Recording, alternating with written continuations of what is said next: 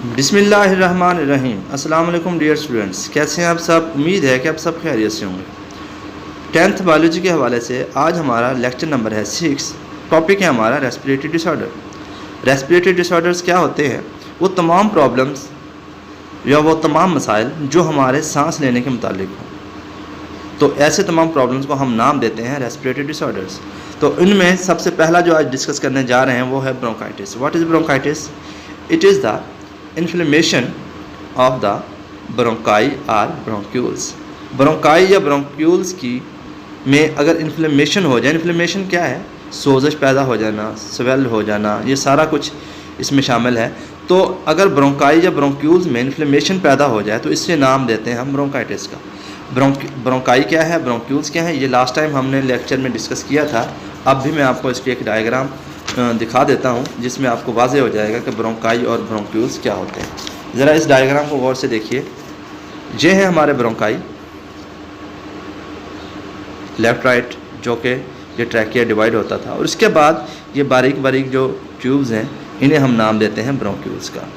अब इनमें अगर इन्फ्लेमेशन पैदा हो जाती है तो इसे हम नाम देते हैं ब्रोंकाइटिस का।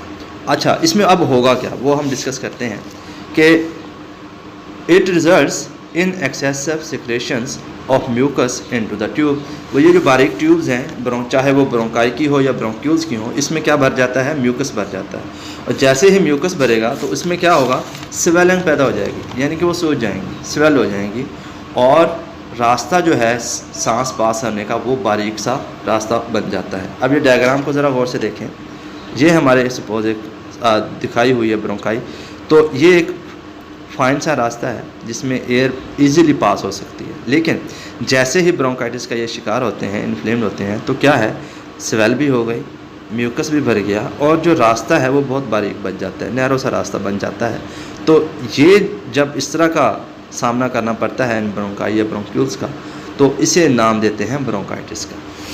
तो अब इसकी कॉजेज़ क्या हो सकती हैं? कॉजेज़ हम डिस्कस करते हैं। It is caused by virus, bacteria और exposure to chemical irritants, for example tobacco, smoke वगैरह। अब वायरस भी इसकी वजह बन सकते हैं ब्रोंकाइटिस की, बैक्टीरिया भी बन सकते हैं।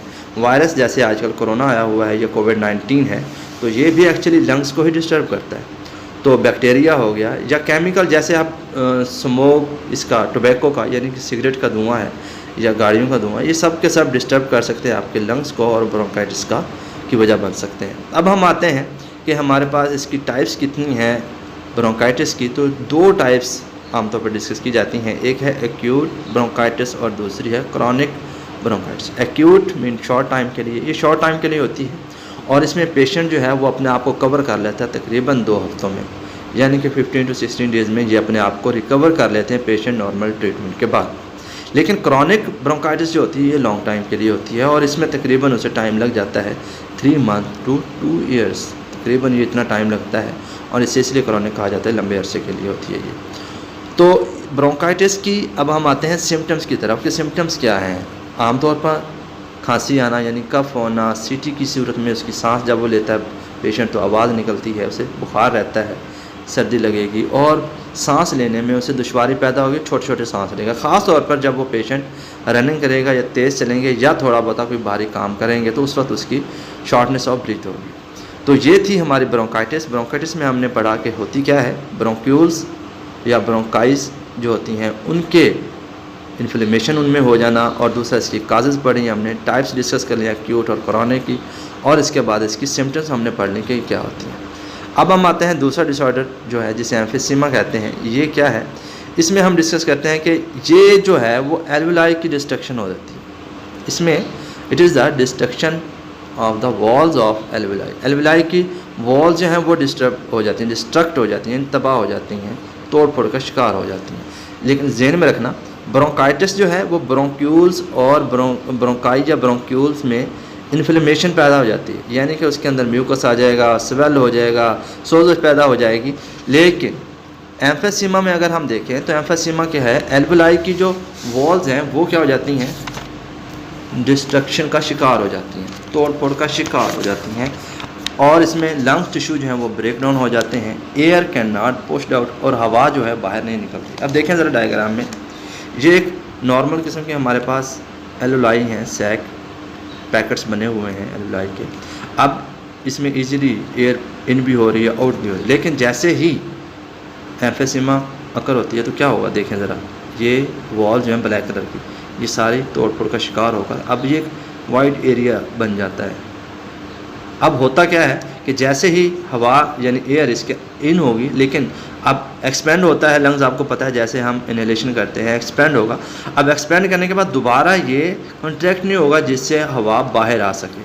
तो अब इससे होता क्या है, हवा बाहर यानी एयर जो है हम बाहर निकालना भी चाहें तो नहीं होती, वो इसके अंदर ट्रैप होकर रह जाएगी। तो ये है एम्फेसिमा। इसमें हम बात करते हैं इसकी सिम्टम्स क्या हैं। इसके सिम्टम्स में आप ज़रा गौर से देखें, शॉर्टनेस ऑफ ब्रीथ है, फटीग है और या वेट लॉस है, वज़न कम हो जाता है। तो ये इसकी कॉमन सी सिम्टम्स हैं। लेकिन जो डेंजरस या ख़तरनाक बात जो इसमें शामिल है वो ज़रा गौर से सुने कि जब भी एम्फेसिमा की सिम्टम्स वगैरह शो होती हैं, ज़ाहिर होती हैं, पता चलता है कि एम्फेसिमा हो गया, तो उस वक्त तकरीबन उस पेशेंट का 50 to 70% लंग टिश्यू जो है वो डिस्ट्रॉय हो चुके होते हैं। ये सबसे डेंजरस बात है एम्फेसिमा की, ये है कि इसमें 50 to 70% लंग टिश्यू उसके जो हैं वो डिस्ट्रॉय हो चुके होते हैं जब एम्फेसिमा की सिम्टम्स हमें शो होती हैं। अल्लाह ताला हमें इस तरह की डिसऑर्डर से बचाए। तो डियर स्टूडेंट्स, अपना भी ख्याल रखें, फ्रेश एयर लें, खाना अच्छा खाएं, साफ़ सुथरा खाएं और साफ़ सुथरी हवा में सांस लें। तो डियर स्टूडेंट्स, ये था हमारा आज का लेक्चर। तो नेक्स्ट लेक्चर के लिए इजाज़त, अल्लाह हाफ़िज़।